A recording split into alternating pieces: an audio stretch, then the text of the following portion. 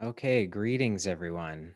Um, this will be the third time that I am recording this video.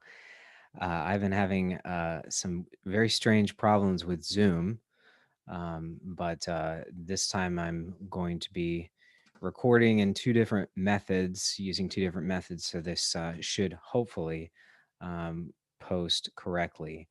So let's go ahead and start tonight. I'm going to go ahead and share my screen here.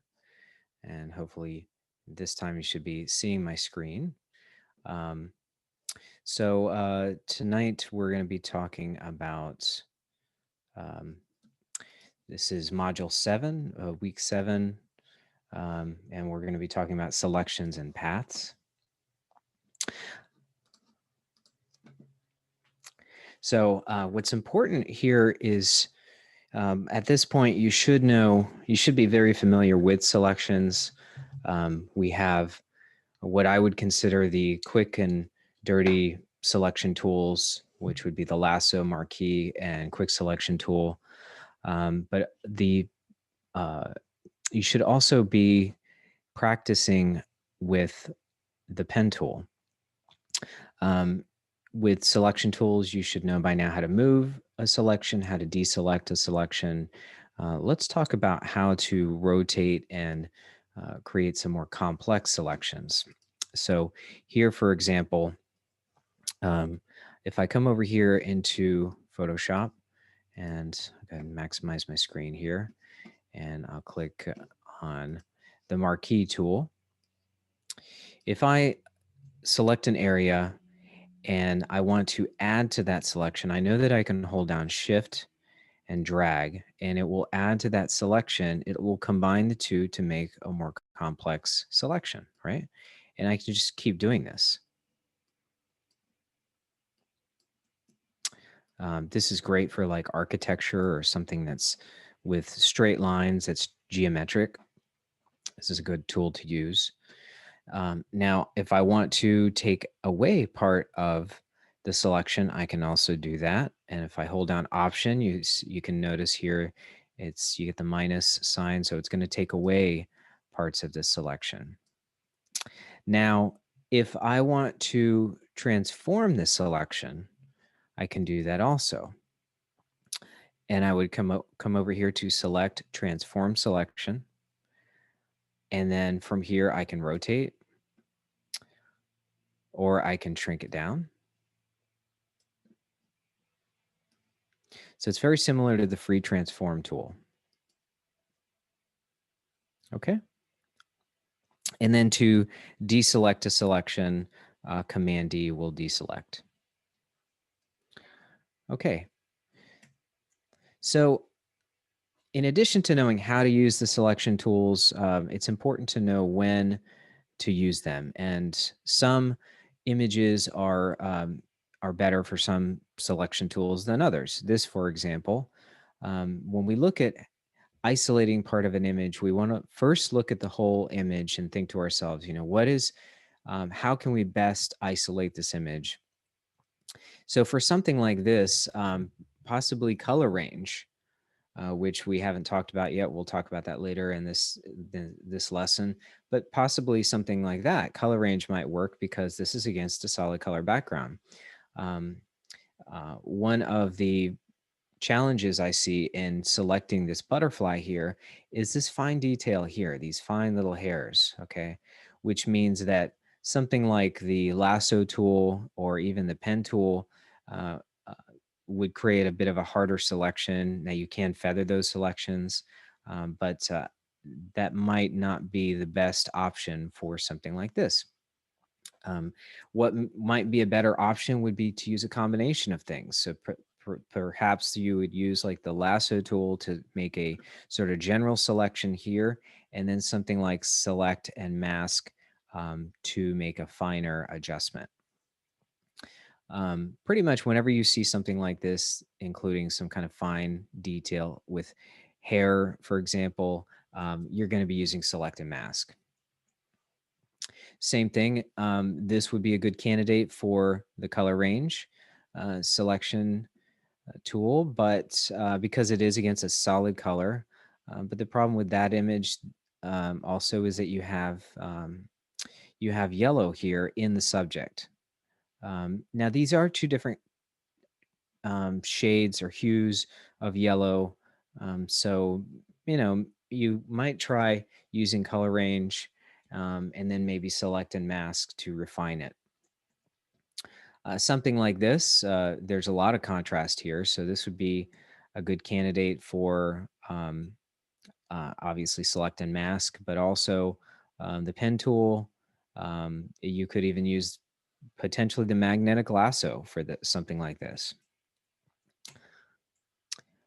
For something like this, because it's a round shape, the oval or the elliptical marquee tool. Again, we have something against a solid background.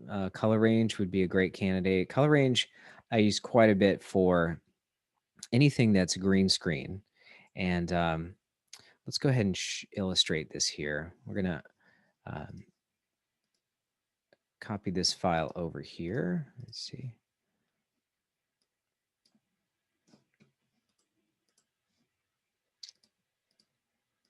And then we'll go ahead and drag and drop this into Photoshop. So green screen is something that you'll see quite often. It's used a lot in video. In film, it's even used. It's used for to key out a subject. And in film, you'll see it. Typically, they use blue. The reason being is that the color green and the color blue, this particular color of green or blue called chroma key green or chroma key blue, is a very unnatural color.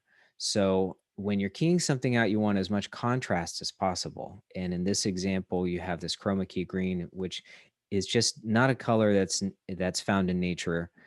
So that is the preferred color that people use when they want to key something out, either the green or the blue. So in this example, because we do have the luxury of having uh, this model against a solid background, there's not a lot of complexity here.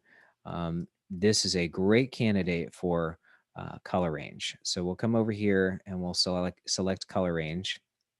Now how this works is, we're going to turn this off here. How this works is you select an area that you want to key out. You select a color. So this, for example, I'm selecting this green, and you'll notice here that it has selected everything that's white here. It has selected, but then there's some areas of gray, and you can see here that it's not a completely. The hue changes a little bit because of the lighting. So you can see that this hue is slightly lighter. This green is slightly lighter than this green. So what I want to do is include this shade of green also. And I can do that by holding down Shift and plus and dragging. And look at that. It's now included that. Now, you can see here, ideally, what I want is black and white and nothing else, because if I have something that's gray, it's going to be slightly transparent, and I don't want to lose any of this detail here in her outfit. I think part of the reason why it's including some of that is because of the proximity of green to yellow. They're very close together. So what I want to do is exclude this part, and I can do that by holding down Option, clicking and dragging. And you can see that when I do that, it starts to bring that background, the bottom color back in. So let's do this instead. I'm going to go ahead and add to my selection again to get rid of this. And then to protect this area, I'm going to lower the fuzziness down, and we'll see what happens. Look at that. Okay.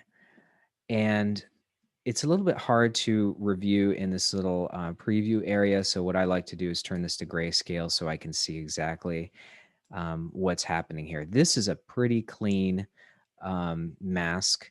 There is some stuff going on here. And so let me see if I can include some of these colors, and I'm just clicking and dragging, and look at that. It is now included those colors. There's some shadow area down here. I'm including that. All right. You'll notice that it's starting to bring some of this back in. Let me see if I can adjust the fuzziness. You can see that's not what I want. Maybe something like that. I can also select localize color clusters. Okay, and that will bring in colors that are neighbors to the color that I'm selecting here. So let me add these colors. And again, I'm looking for any areas that are gray. I want this to either be black or white. This looks like a very clean selection. So when I'm happy with that, I can go ahead and click OK. And it makes a selection. Now, remember, I've selected the green here. But what I want to do is I want to isolate the subject, not the green background. So right now, if I was to create a new layer and I click a layer mask, you can see what it does is it keys out everything but the subject. I want the opposite of that. So instead, what I'm going to do is I'm going to inverse the selection, and I do that with Command Shift I. Okay. And then from there, I can do a layer mask, and it does a great job of keying that out. Now from here, you can see there's still a little bit of spill happening here. And this is because of the lighting of the green background. You can see some of that green is reflecting in her jacket here and in her hair. So from here, a good option would be to use select and mask. And select and mask has a lot of fine-tune adjustments that you can do to get some of the bleed that's happening there. We can use this. It's a really, really great tool, very precise. Okay. So the last thing I want to talk about here is the pen tool. The pen tool. There was a gentleman named Eddie Tapp. He was one of the original Photoshop evangelists. He taught Photoshop to the CIA for a number of years. This guy he's still the real deal. He taught me Photoshop a long time ago, and I remember he would always tell me, the pen tool is your friend. I hated the pen tool. I hated the pen tool because I didn't know how to use it. But if you keep practicing with the pen tool, you'll get better at it, and you will learn to love this tool. Okay. There is a little bit of a learning curve, I will admit. But for something like this, the pen tool is just the perfect candidate. What's great about the pen tool is that all of these selections I'm making, first of all, I don't need to make that many anchor points. And when you start out with the pen tool, a lot of people create many anchor points. You really don't need that much. But what's great about this tool is I can come back in here and I can fine tune all of this. So when I'm using the pen tool, what I initially do is just make a really quick selection and then go back and fine tune it. Now, what's great about this, look at this. When you have a curve with the pen tool, you don't need that many anchor points again. So here with just one anchor point, I can select around this tire. And you'll notice when I create an anchor point, there are these things called handles. If I hold down Option, I want to point the angle to where I'm going, the handle. If I hold down Option, it allows me to manipulate one side of the handle, and I point it to where I'm going to go. So the next anchor point is going to be over here. And then I'll create another anchor point here. When you click and drag, it automatically creates two anchor points. or two handles, I should say. And we'll put that one right here. And you notice that this one's way off. I'm holding down Option to go to the next anchor point. And that's another one that's off, but I'll come back and fix that. Whoops. Holding down Command allows me to move those handles out, and holding down Option allows me to move one handle at a time. So we'll come back in here. And then once I am done, I come back to my original anchor point, and you'll see that the icon changes, and it's telling me that once I click this, it's going to close the path. When you do this, it creates what's called a work path. And what's great about this, because I have a path now, I can come back in here and I can fine tune this. So that, let's say this area here, if I select the path again, I can get rid of an anchor. So if I hover over this, you see it becomes the minus sign. Or if I go to another point, it becomes the plus sign. I can create another anchor here if I need to. Don't really need multiple anchors here, anchor points, but just as an example here, I'm going to add some redundant anchor points here. So something like that. You know, here's an area where I can come back in here. If I hold down Command, it brings up the handles again. I'll hold down Alt to shrink this handle here. And so I'm going back in and I'm adding anchor points where there needs to be some anchor points. And I'm also manipulating some of the handles so that the path hugs the object that I'm trying to isolate. I'm just making some really quick adjustments here. And just for time's sake, I'm going to leave this kind of how it is. So good enough. So you can see it's created a work path here. Once I do this, I'll go ahead and save the work path. I'll call this car selection. I'll click OK. What's great about this is that this path that I've created stays with this file. When I save this file, it's going to save the path also. And with this path, I can do a lot of things. I can fill the path if I want to. If I right click on this and go to fill path, I can fill it with a foreground color if I want to. I can also stroke the path. If I right click, stroke, and I can select something like a brush. So maybe I want some sort of glow effect around the car. I can do that. Now, if I want to preview how this looks without the path there, I would just click away from the path and it will turn the path off. So I can't see it. Okay. So I can also right click, and this is what I use most often. I can make a selection with the path.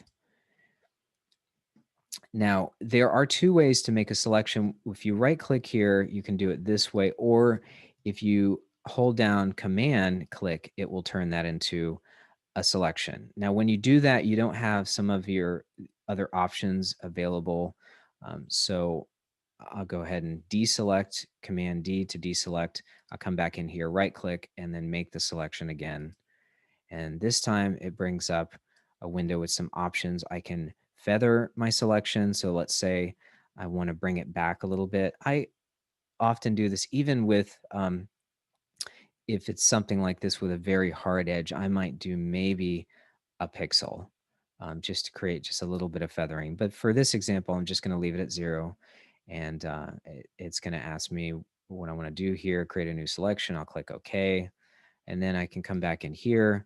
I'll create a new I'll duplicate the layer. And then from here, I can create a layer mask. And look at that. It does a really amazing job of creating a selection. The pen tool is your friend. Become comfortable with it. There is an exercise this week where you're going to be using the pen tool, and practicing with the pen tool. The better you get with the pen tool, the better your life will be, trust me. So with that being said, that's all I have for you guys tonight. Hopefully, this video goes through, and I hope that you guys find it helpful.